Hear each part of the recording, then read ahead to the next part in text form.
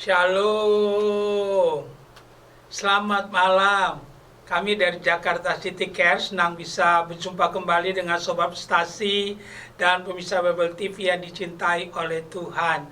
Setengah jam ke depan ini saya pelayan Tuhan Arasya Haan akan menemani Sobat Stasi dalam mempelajari firman Tuhan, menggali firman Tuhan dengan tujuan agar kita hidup sesuai dengan firman Tuhan. Sebelum kita melangkah lebih jauh, kita berdoa sejenak. Bagi Tuhan segala kepujian, kemuliaan, untuk mula Tuhan seluruh rangkaian acara siaran malam hari ini. Mari Tuhan ambil alih dari awal sampai pada tamatnya, dimanapun acara ini dapat dilihat dan didengar. Teguhkanlah firman-Mu untuk kemuliaan-Mu dalam nama Yesus. Amin. Sobat Prestasi dan pemirsa Bible TV yang dicintai Tuhan, senang bisa berjumpa malam hari ini dalam acara Dia Buka Jalan Saat Tiada Jalan. Kalau kita punya Alkitab, mari kita ambil Alkitab kita. Kita siapkan juga catatan kita. Kami terus mendorong dari studio ini, tiap kali kita mendengarkan firman Tuhan, mari kita belajar untuk mencatatnya, dengan tujuan agar kita lebih mudah dapat mengulanginya. Kami meyakini kebiasaan kita adalah masa depan kita. Tema firman Tuhan yang akan kami sampaikan untuk kita malam ini adalah memiliki pikiran dan perasaan seperti Kristus. Maksud tujuan kita mempelajari topik ini adalah agar setiap kita menjadi Kristen yang berdampak. Malam ini firman Tuhan kami ambil dari surat Paulus kepada jemaat Filipi pasal yang kedua ayat yang kelima. Kita buka Alkitab kita, kami akan membacakannya. Demikian firman Tuhan, Filipi pasal 2 ayat yang kelima. Hendaklah kamu dalam hidupmu bersama menaruh pikiran dan perasaan yang terdapat juga dalam Kristus Yesus. Sebegitu jauh pembacaan firman Tuhan untuk kita malam hari ini. Yang diberkati oleh Tuhan adalah mereka yang mendengarkan firman Tuhan dan yang melakukan firman itu dalam kehidupannya. Memiliki pikiran dan perasaan seperti Kristus. Itulah tema atau judul khotbah kita untuk malam hari ini. Sebagai pendahuluan kami ingin menyampaikan surat Filipi merupakan surat yang ditulis oleh Rasul Paulus. Rasul Paulus pernah menulis 13 kali surat, satu diantaranya ditujukan kepada jemaat Filipi. Kurang lebih tahun penulisannya tahun 62 sesudah Kristus. Paulus menulis surat Filipi ini pada waktu Paulus ada dalam penjara di Roma. Jadi surat Filipi termasuk kelompok surat-surat penjara. Apa artinya surat-surat penjara? Surat-surat yang ditulis waktu Paulus ada dalam penjara. Ada 3 surat yang lainnya selain surat Filipi yang menjadi surat penjara yang ditulis oleh Paulus dari dalam penjara. Selain Filipi, surat Efesus dan Kolose termasuk Filemon adalah surat-surat penjara yang ditulis oleh Paulus pada waktu dia ada dalam penjara. Ada apa gerangan? Kenapa Paulus begitu penting dalam keadaan yang sulit dan payah dari dalam penjara dia menulis surat kepada jemaat yang dia dirikan, yaitu jemaat Filipi. Ada beberapa alasannya kenapa Paulus sampai mengirimkan surat. Yang pertama, Paulus mengirimkan surat sebagai laporan. Surat ini dibawa oleh Timotius dan Timotius membacakannya di hadapan jemaat. Intinya salah satunya adalah sebagai laporan. Paulus dalam suratnya menceritakan tentang keberadaannya di dalam penjara dan juga niatnya kalau dia bebas, cita-citanya kalau dia bebas. Yang kedua, alasannya kenapa Paulus sampai mengirimkan surat walaupun dia dalam keadaan yang sulit di dalam penjara. Kami mau katakan Paulus ingin membersihkan namanya karena ada orang-orang yang menyudutkan, ada orang-orang yang membenci Paulus, yang mengkritik habis-habisan ajaran daripada Paulus. Nah, yang berikutnya, alasan yang ketiga, Paulus mendengar ada perpecahan dalam jemaat tersebut. Karena itu Paulus berkepentingan mengirim surat supaya jemaat tersebut, maksud kami jemaat Filipi, kembali pada panggilannya dan ada dalam kebenaran yang benar. Dan yang terakhir, kenapa Paulus sampai mengirim surat yang dibawa oleh Timotius? Dia ingin menitipkan tentang Epafroditus, seorang pelayan Tuhan yang direncanakan akan membantu jemaat yang ada di Filipi.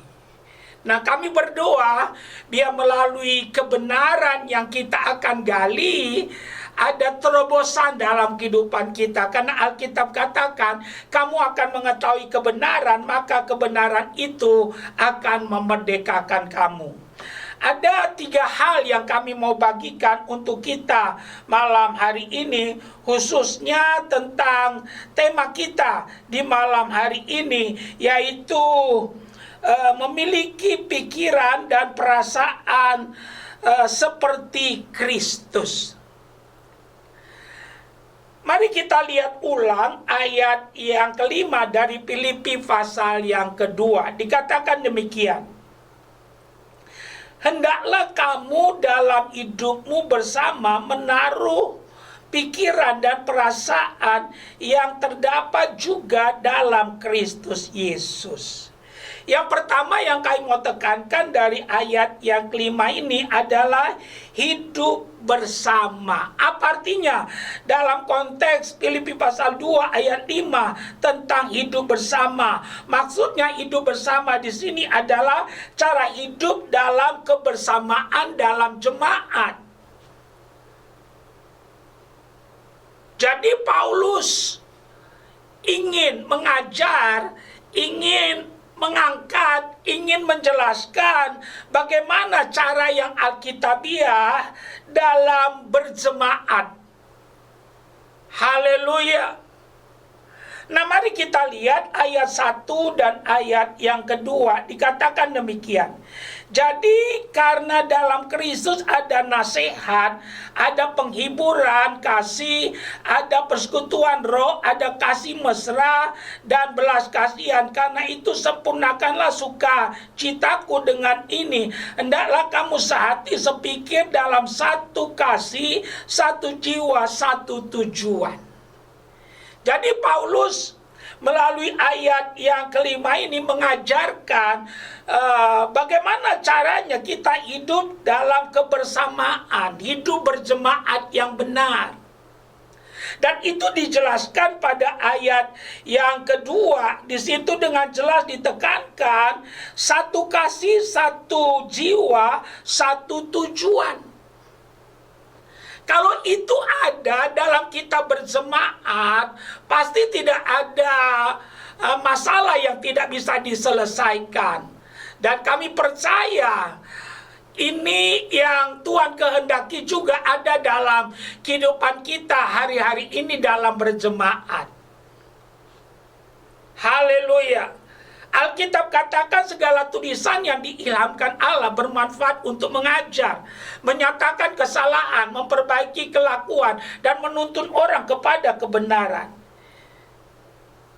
Jadi jelas memiliki pikiran dan perasaan seperti Kristus. Paulus menekankan dari Filipi pasal 2 ayat yang kelima, cara hidup dalam kebersamaan. Yang dimaksudkan kebersamaan di sini adalah cara hidup berjemaat yang alkitabiah.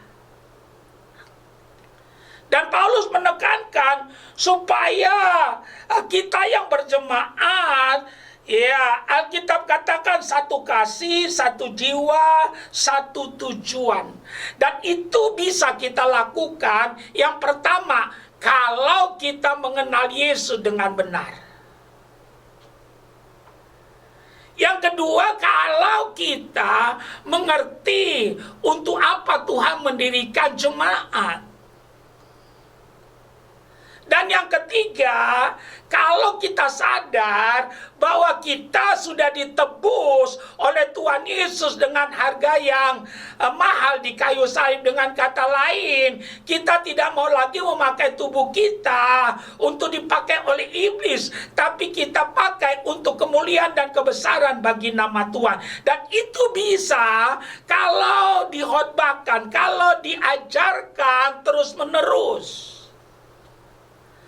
Oleh karena itu kami mau mengajak kita, kalau kami perhatikan keadaan jemaat Filipi, tidak ubahnya juga dengan keadaan jemaat di berbagai gereja pada hari-hari ini. Ada banyak persoalan, timbul perpecahan. Haleluya. Sehingga apa yang terjadi? Kita nggak tahu untuk apa kita berjemaat. Kita nggak tahu untuk apa kita beribadah. Haleluya.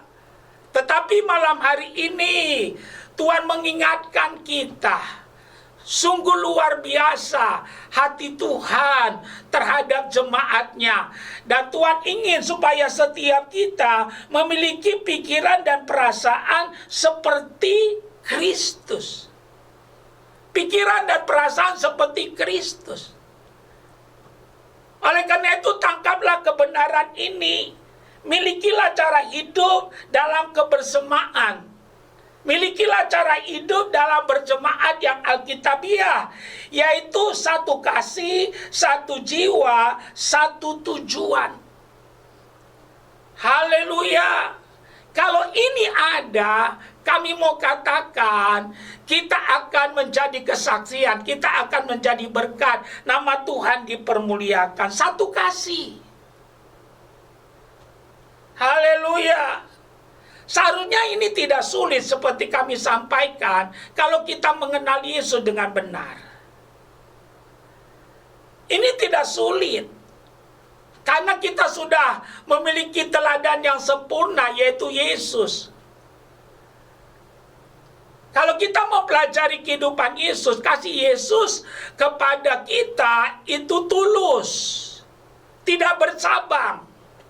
Dia total mencintai kita.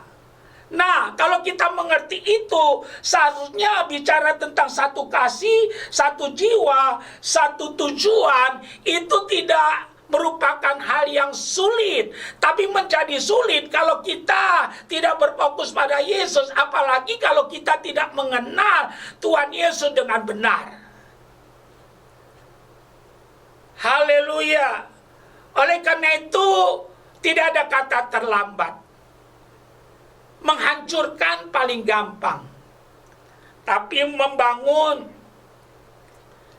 ada harga yang harus diwayar. Bukan hanya ada harga yang harus dibayar, tapi ya kami mau katakan waktu banyak kali terbuang dengan percuma. Oleh karena itu kami mau tekankan buat kita, mari kita mulai dari diri kita. Kami tidak tanya kita dari gereja mana, tapi kami mau mendorong kita, biarlah kehadiran kita menjadi perekat yang mempersatukan. Kalau kita tidak bisa menolong, jangan merongrong. Haleluya. Kalau kita nggak bisa kasih solusi, jangan jadi polusi dalam jemaat. Tangkap kebenaran ini. Jadi mulai hari ini bertekadlah. Praktekkan kebenaran ini. Tuhan mau kita satu kasih, satu jiwa, satu tujuan. Tadi kami katakan itu bisa kalau kita mengenal Yesus dengan benar. Haleluya. Kalau saudara dan saya sungguh-sungguh mengerti tentang karya Kristus bagi kita. Yesus mati di kayu salib, itu dia lakukan dengan ikhlas kepada kita. Dia lakukan dengan rela karena cintanya kepada kita. Jangan bilang tidak sakit. Haleluya. Karena kalau kita belajar tentang cambuk Romawi talinya 3, di ujungnya ada 3 ring. Gagangnya 1. Dan saudara tahu Tuhan Yesus dicambuk 39 kali. Dan rupa Yesus tidak seperti manusia lagi. Dan itu dia lakukan karena kasihnya kepada kita. Karena itu jangan bilang tidak sakit. Sakit. Karena itu sebelum Tuhan Yesus ditangkap, dia berdoa di Taman Getsemani. Dia katakan, ya Bapa, kalau boleh lalukanlah cawan ini daripadaku, tapi bukan kehendakku, tapi kehendak-Mu jadilah. Dia tidak memaksakan haknya, lebih mementingkan kehendak sorga, lebih mementingkan kehendak orang banyak. Karena upah dosa adalah maut. Kalau tidak, saudara dan saya, kita semua masuk dalam api neraka. Karena tidak ada lagi harapan, karena dosa dan perbuatan yang kita lakukan. Tapi kita bersyukur, Yesus rela mati di kayu salib, menggantikan kita, menebus kita, memperdamaikan kita dengan Bapa di sorga. Karena itu mari kita teladani Tuhan Yesus, sehingga jemaat yang Tuhan dirikan boleh menjadi kesaksian di mana pintu alam maut tidak akan dapat menguasainya. Dikatakan dengan jelas, Tuhan mau satu kasih, satu jiwa, satu tujuan. Dan itu bisa kalau kita menjadikan Yesus jadi center kita.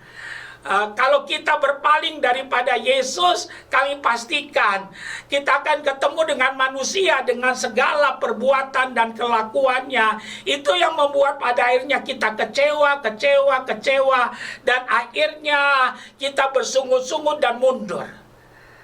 Oleh karena itu, kalau kita sudah percaya Yesus, sekali Yesus, tetap Yesus, dan pandang terus kepadanya. Kalau ini yang kita lakukan, hidup kita akan menjadi kesaksian dan berdampak teristimewa. Yesus akan ditinggikan. Yang kedua, mari kita lihat ayat yang kelima. Hendaklah kamu dalam hidupmu bersama menaruh pikiran dan perasaan yang terdapat juga dalam Kristus Yesus.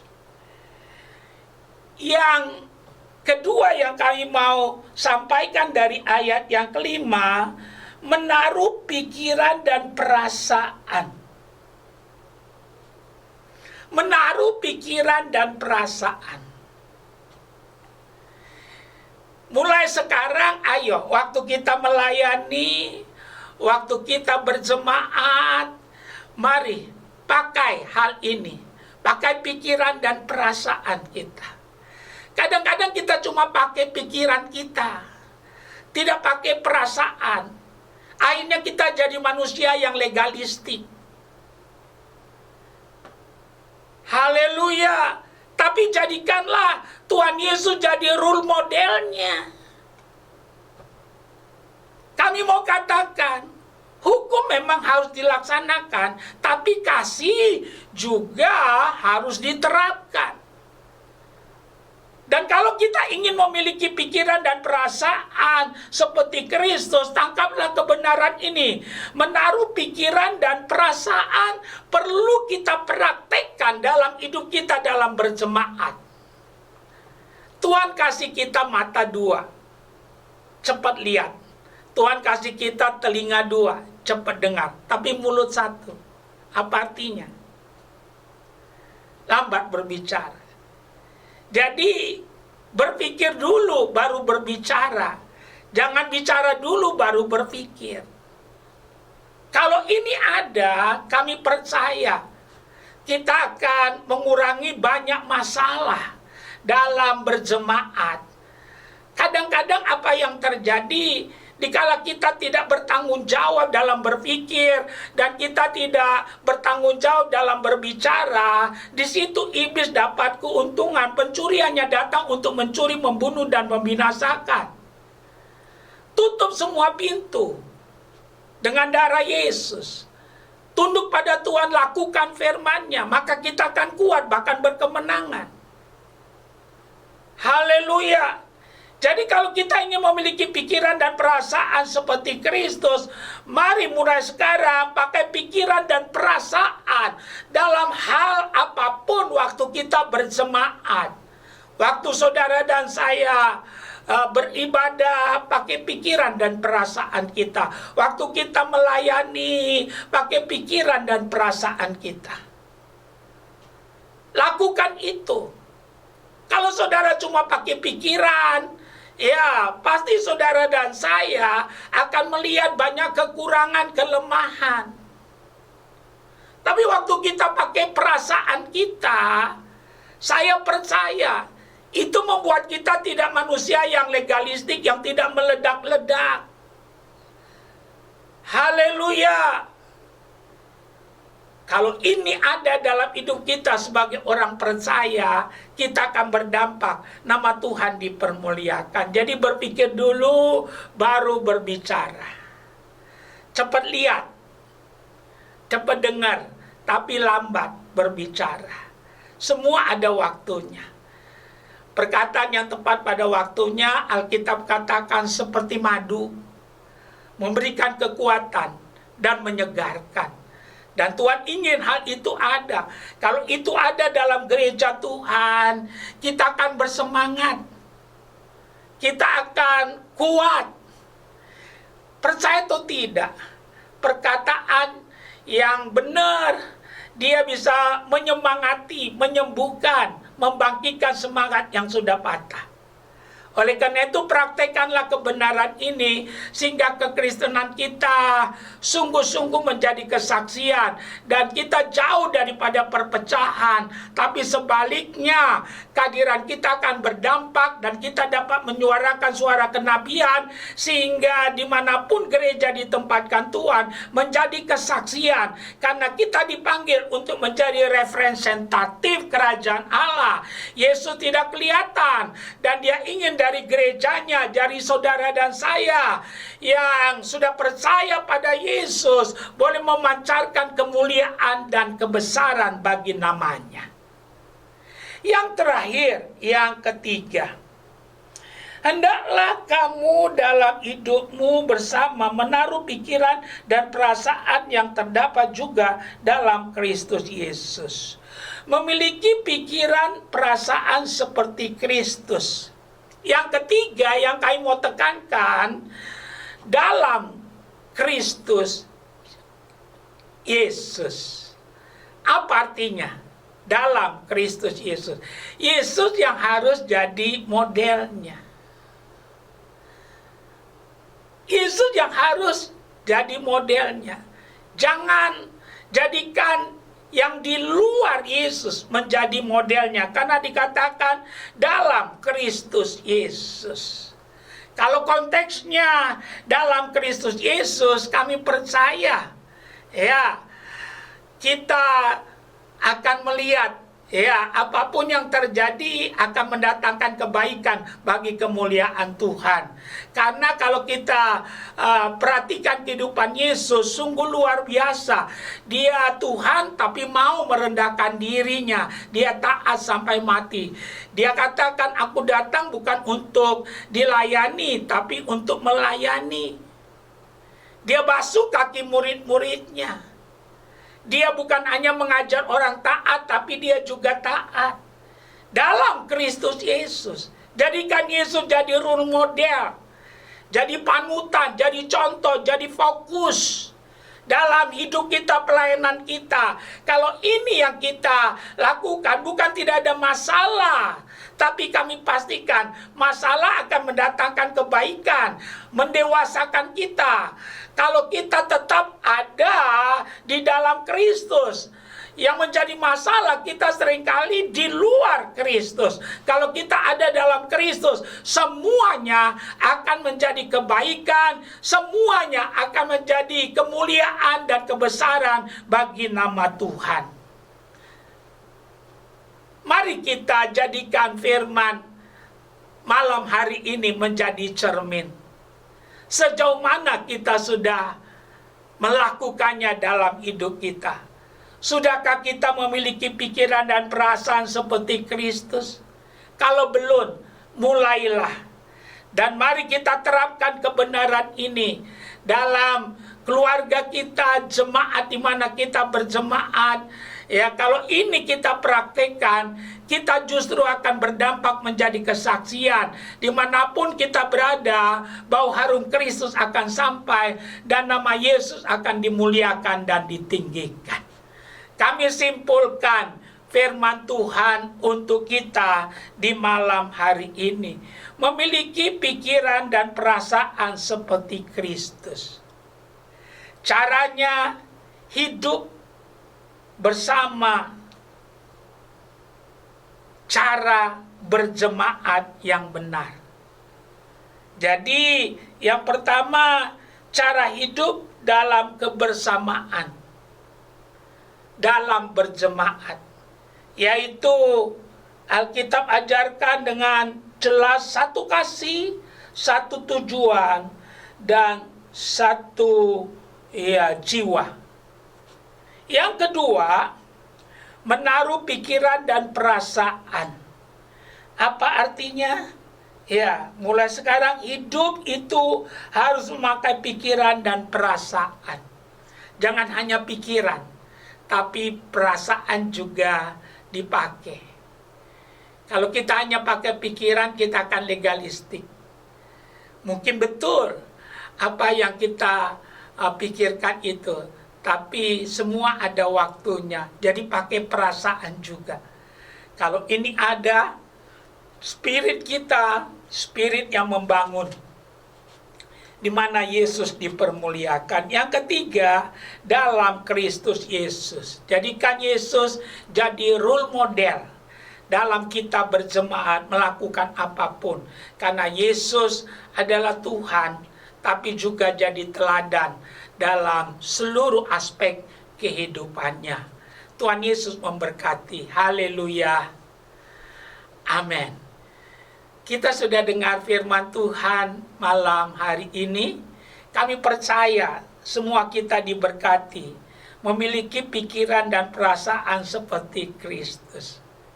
Ini doa dan harapan kita, sehingga kita jadi gereja yang hidup, yang memuliakan Tuhan dimanapun kita berada. Kita masih ada waktu sedikit, kita mau gunakan waktu yang ada untuk berdoa. Ada 3 tahap doa yang kami mau lakukan. Pertama, bagi kita yang belum pernah menerima Yesus, dengan senang hati kami mau melayani saudara. Nanti saudara boleh ikuti doa kami. Yang kedua, kalau saudara sakit, punya beban, kami akan mendoakan saudara. Dan yang ketiga, kita akan berdoa syafaat. Mari kita mulai dari yang pertama. Letakkan tanganmu satu di dadamu, ikuti doa kami. Tuhan Yesus, malam hari ini saya datang kepada Tuhan. Tuhan Yesus, saya terima firman di malam hari ini. Saya mengaku saya orang berdosa. Saya mau bertobat. Tuhan Yesus, kasihanilah saya. Saya sadar dosa saya membawa penghukuman yang kekal bagi saya. Tapi malam ini saya mau meninggalkan cara hidup saya yang salah. Saya mau bertobat meninggalkan dosa-dosa saya. Kasihanilah saya Tuhan, terimalah hidup saya serahkan sepenuhnya kepada Tuhan. Saya buka hati saya, masuklah ya Tuhan dalam hati saya. Saya menerima dengan sadar, Yesus Kristus menjadi Tuhan, Juru Selamat dalam hidup saya. Tinggallah selama-lamanya dalam kehidupan saya. Dalam nama Yesus. Kalau engkau sakit, apapun sakitmu, Alkitab katakan, Yesus katakan, oleh bilur-bilurnya kita disembuhkan. Letakkan tanganmu satu pada bagian tubuhmu yang sakit, satu angkat ke atas. Jangan lakukan kalau engkau tidak percaya, tapi lakukanlah kalau engkau percaya. Mari kita berdoa. Ya Tuhan, Engkau melihat Sobat Prestasi dan pemirsa Bible TV yang meletakkan tangannya pada bagian tubuh mereka yang sakit. Kami percaya tubuh kami bait Allah, rumah Roh Kudus, tempat kediaman Tuhan yang hidup, bukan tempat penyakit. Karena Yesus sudah bayar kami lunas. Kami berdiri di atas kemenangan yang Yesus sudah lakukan di kayu salib. Sebagai hamba Tuhan, hamba bertindak, penyakit, roh penyakit yang menguasai Sobat Prestasi dan bisa Bible TV yang meletakkan tangannya pada bagian tubuh mereka yang sakit, jadilah sembuh dalam nama Yesus. Penyakit lenyaplah engkau dalam nama Yesus. Oleh bilu-bilu Tuhan Yesus, jadilah sembuh. Kalau engkau punya beban yang berat, taruh kedua belah tanganmu di dadamu. Kami tahu saat ini banyak pergumulan, tapi Yesus lebih besar daripada pergumulan kita. Kita berdoa. Ya Tuhan, Engkau melihat Sobat Prestasi dan pemirsa Bible TV yang meletakkan kedua tangan mereka di dada mereka karena pergumulan yang berat. Hamba berdoa di dalam nama Yesus, Tuhan angkat semua beban pergumulan mereka. Aku katakan kata-kata iman, Tuhan meratakan gunung, menimbun lembah, membuka pintu-pintu yang tertutup. Terbukalah dalam nama Yesus. Pertolonganmu datang dari Tuhan yang menjadikan langit dan bumi. Aku katakan, pergumulanmu Tuhan tolong, ada mujizat. Bahkan Tuhan menjawab lebih banyak daripada apa yang kami doakan. Langit tembaga berlalulah, awan gelap enyahlah. Tuhan membuka pintu-pintu berkat kembali dalam hidupmu. Ada mata air yang baru. Dalam nama Yesus. Kami mau berdoa syafaat untuk Indonesia. Dari Aceh sampai Papua, dari Sangir sampai Kupang. Shalom Tuhan turun atas Indonesia. Diberkatilah penduduknya, mata pencarian penduduknya, dan pemerintahannya. Kami berdoa dari Aceh sampai Papua, dari Sangir sampai Kupang. Ada hujan pertobatan, ada tuaian terjadi. Kami serahkan negeri ini kepada Tuhan. Kami berdoa buat kota kami Jakarta. Jauhkan dari gempa bumi, dari malapetaka, dari tsunami, dari hal-hal yang buruk. Kota yang baik, kota yang penuh disiplin. Di lawat Tuhan ada tuaian besar terjadi. Kami berdoa bebaskan negeri kami dari virus corona dan penyakit berbahaya. Biar yang sembuh semakin banyak, semakin banyak. Oh, kami berdoa yang sembuh semakin banyak, yang kena semakin sedikit, lama-lama tidak ada lagi yang kena. Bagi Tuhan tidak ada yang mustahil. Kami berdoa buat gereja Tuhan, jadikan jadi suara, bukan jadi gema. Berkati gerejamu, hamba-hamba Tuhan dari gereja manapun, persatukan Tuhan. Urapi, tambahkan pengurapan double porsi. Kami serahkan hamba-hamba Tuhan dan keluarganya ke dalam tanganmu. Yang jatuh bangkitkan, yang sudah jauh kembalikan. Kami berdoa berkati Panorama MGK yang jadi partner kami. Semua yang menyaksikan dan mendengar siaran ini, acara ini, dimanapun mereka berada, di LP, di rumah sakit, di rumah nonton bareng, atau di jalan, diberkatilah hidupmu, majulah, ditolong oleh Tuhan. Terima kasih Tuhan dalam nama Yesus. Amin.